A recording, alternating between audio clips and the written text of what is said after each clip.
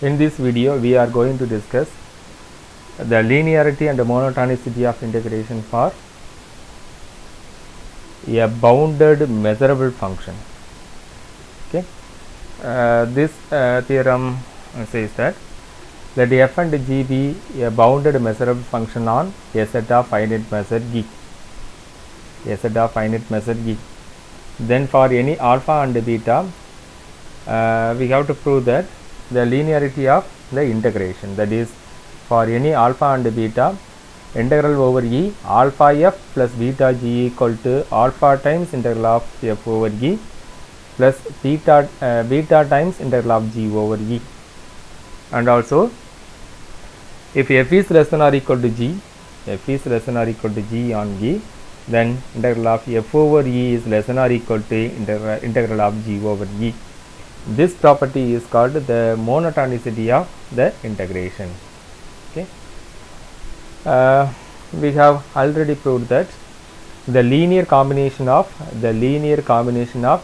a measurable set is measurable, and also a linear combination of a bounded function is also a bounded function. Okay, but the theorem 4 says that let f be a bounded measurable function, let f be a bounded measurable function on a set of finite measure E, then automatically f is integrable over E. Then f is integrable over E. Here also the same assumption we assumed. Therefore, that is alpha f, because linear combination of a measurable set is measurable, and a linear combination of a bounded function is also bounded.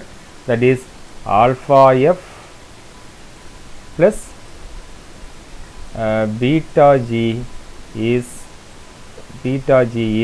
measurable and also a bounded. And by theorem 4, alpha f plus beta g is an integrable over E. That is alpha f plus beta g is integrable. That is this integral over E. Now we have to prove the linear combination of integrable function is integrable. That means we have to prove that is alpha times integral of f over E is equal to, this is equal to alpha times integral of f plus beta times integral of g. Okay. First of all, we assume the case that when beta equal to 0, we have the integrable function as this integral alpha f over E,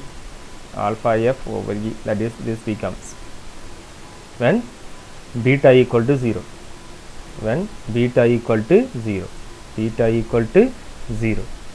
Okay.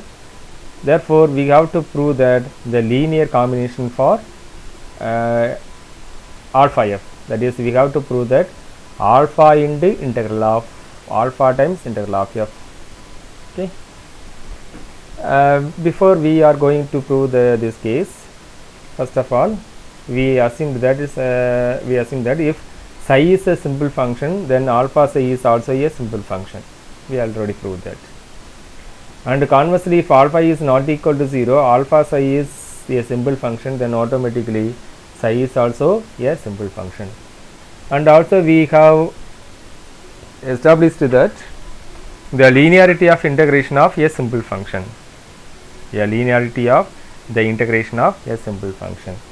What we are going to prove this case, when beta equal to 0, the linearity of integration is true. This will we are going to prove. That means integral of alpha f over E is equal to alpha times integral f over E, Here alpha is a real number, therefore it may be alpha equal to 0, or alpha is greater than 0, or alpha is less than 0.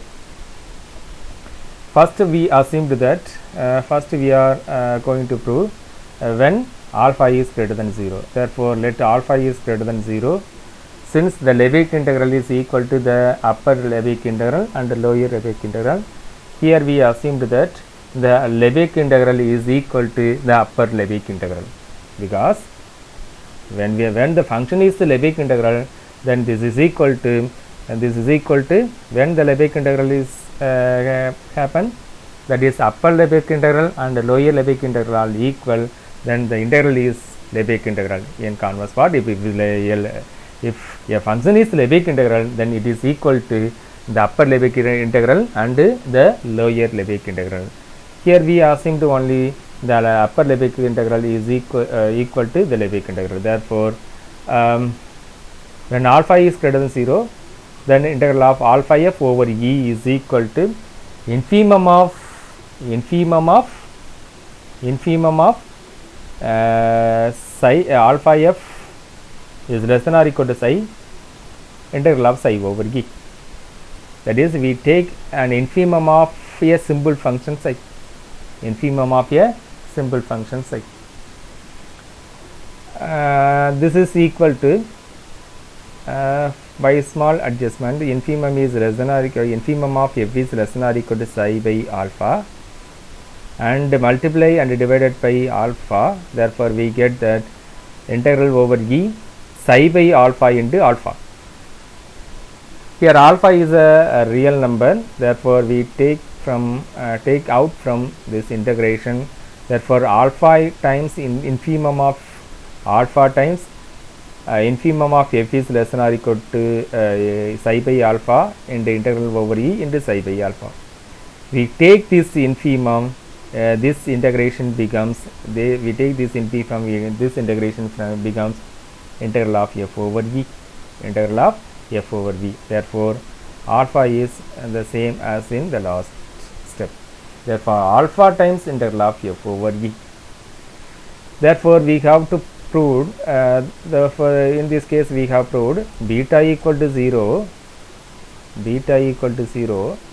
and alpha is greater than 0. Alpha is greater than 0, then we proved this in this case alpha times f equal to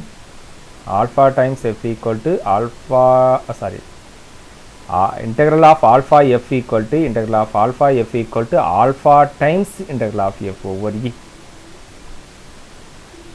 Alpha times integral of f over E. Okay. Now we are going to prove if alpha is less than 0. For alpha is less than 0, because Lebesgue integral is equal to both upper and lower Lebesgue integral. Therefore, we have integral of alpha f over E is equal to infimum of alpha f is less than or equal to psi integral of psi over E. Therefore, this is equal to infimum of f is less than or equal to, for small adjustment, that is infimum of f is less than or equal to psi by alpha, and again we multiply and divide it by alpha. Therefore, we get that integral over E into psi by alpha into alpha. Again, alpha is a real number, therefore we take from this integration, take out from this integration.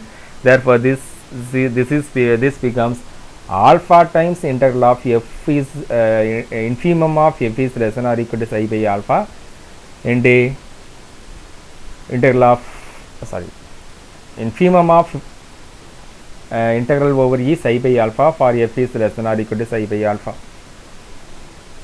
But this is equal to alpha times supremum of f is greater than or equal to psi by alpha. Alpha times supremum of integral over E psi by alpha for f is greater than or equal to psi by alpha. But this is nothing but integral of f over E. This is, what is this? This is because psi is a simple function, therefore psi by alpha is a simple function. Therefore, we take the integral of a simple function, we take the supremum of the integral of a simple function, that is equal to what is this? This is called the lower Lebesgue integral. This is the lower Lebesgue integral, but f is a Lebesgue integral, therefore this becomes this, that is alpha times integral of f over E. Therefore, in this case what we have proved that alpha is less than 0 and beta is equal to 0 when alpha is less than 0, and beta equal to 0, we have proved that alpha times integral over E, alpha times f equal to alpha f equal to alpha times integral over E f, integral over E f.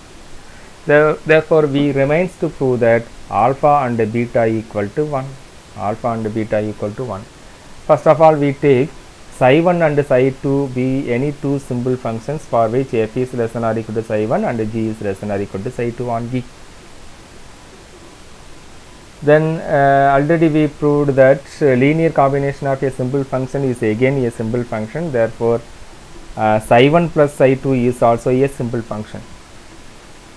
And the last step we assumed that f is less than or equal to psi 1 and g is less than or equal to psi 2 on G. Therefore, we get that f plus g is less than or equal to psi 1 plus psi 2 on G. Again, because f plus g is a linear combination of again f plus g is an integrable function. F plus g is an integrable function. F plus g is an integrable function. We already proved. Because linear combination of integrable function is integrable function. Therefore, here we assumed that alpha equal to 1 and beta equal to 1. Therefore, f plus g is also an integrable function. Therefore, the integrable function is equal to the upper Lebesgue integral and lower Lebesgue integral. Here we consider as the Lebesgue integral or integral f plus g over E is equal to integral the upper Lebesgue integral, that is upper Lebesgue integral f plus g over E.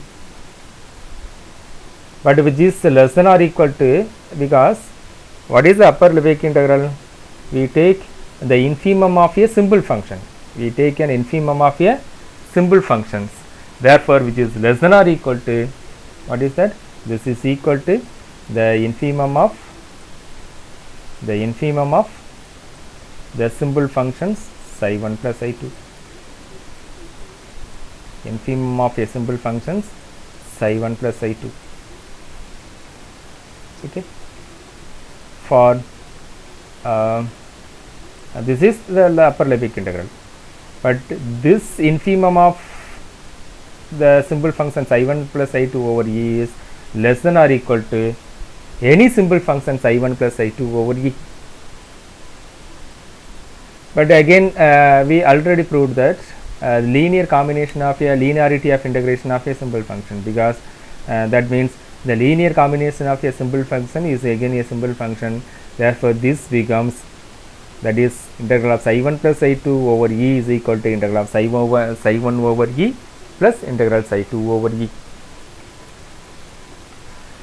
Now, we take the greatest lower bound, the greatest lower bound of the sums on the right hand side of right hand side. That means, what is the greatest lower bound of this? That is the infimum of psi 1.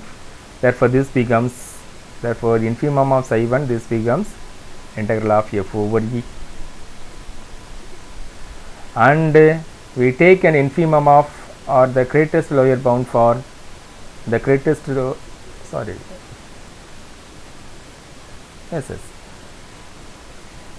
we take the infimum of psi 2 over E, and this becomes integral of G over E, integral of G over E.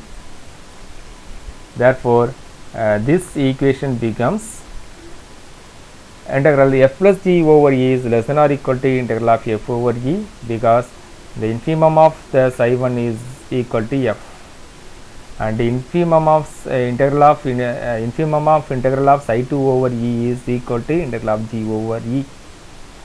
Therefore, we get an equation number 1. Therefore, it remains to show that the other part, that means integral of f over E plus integral of G over E is less than or equal to integral f plus G over E. Again, we take another two simple functions, that is phi 1, phi 2 be any two simple functions, and take phi 1 is less than or equal to f and g phi 2 is less than or equal to g on E. Again phi 1 and phi 2 are simple function, therefore the linear combination of a simple function is again a simple function, therefore phi 1 plus phi 2 is also a simple function. And in this line we assumed that the last step phi 1 is less than or equal to f and phi 2 is less than or equal to g, therefore we get that phi 1 plus phi 2 is less than or equal to f plus g on g. Phi 1 plus phi 2 is less than or equal to f plus g on g. And also we proved that f plus g is integrable over e, therefore this is equal to the lower integral also. Okay, this is equal to the lower Lebesgue integral of f plus g. That means integral of f plus g over e is equal to the lower Lebesgue integral of f plus g over e. And here what is this? But which is greater than or equal to phi 1 plus phi 2. What is the lower Lebesgue integral? That means the supremum of integral of f plus g, the supremum of integral of f plus g over g. Here f plus g is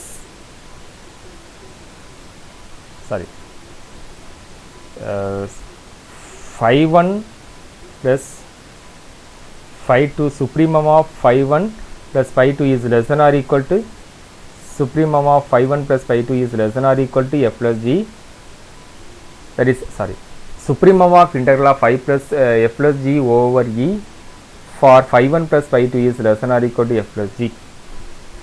Therefore this is always greater than or equal to this term is always greater than or equal to integral of phi 1 plus phi 2 over g. Here phi 1 and phi 2 are simple function. Again we already proved that linear combination of a simple function is simple function, therefore this becomes integral of phi 1 over e plus integral of phi 2 over e. Okay,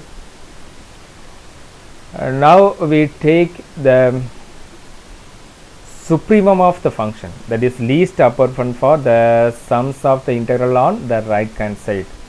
Therefore we take the supremum on this, the integral phi 1 over e becomes integral of f over e, and again take the supremum of this term, that means supremum of integral of phi 2 over e is equal to integral of g over e, because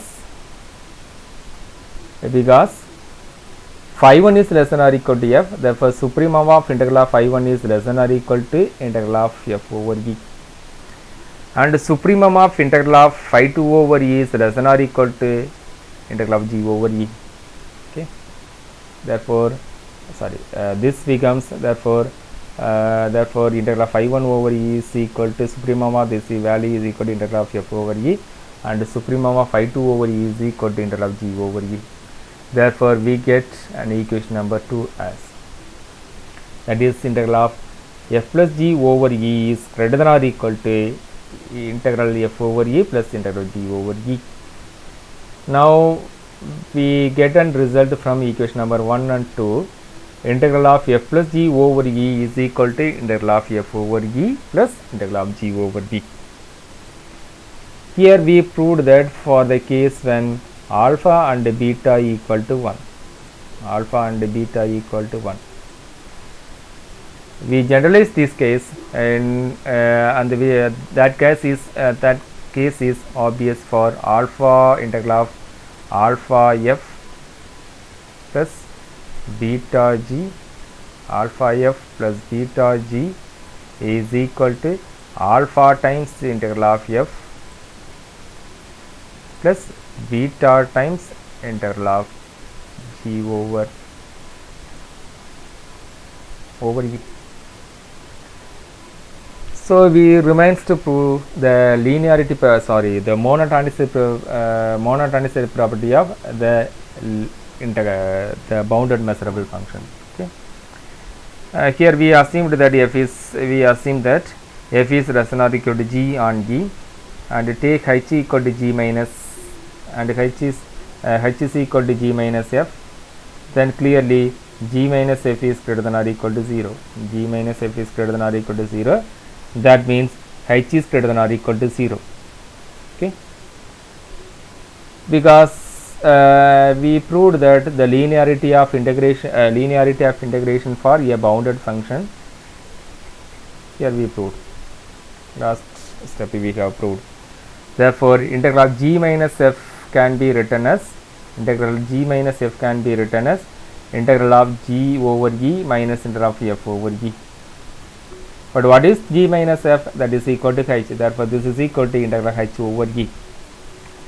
Here h equal to g minus f and f is less than or equal to g. Therefore, h is greater than or equal to 0. H is greater than or equal to 0. Okay. But one observation is that psi is the simple function psi, and phi anything you taken here, psi is less than or equal to h on e. Therefore, only case when psi equal to 0 is possible. Okay. Therefore, we get that integral of f over e is less than or equal to integral of f over e is less than or equal to integral of g over e. This property is called the monotonicity of the integration. Okay. So, okay, thank you.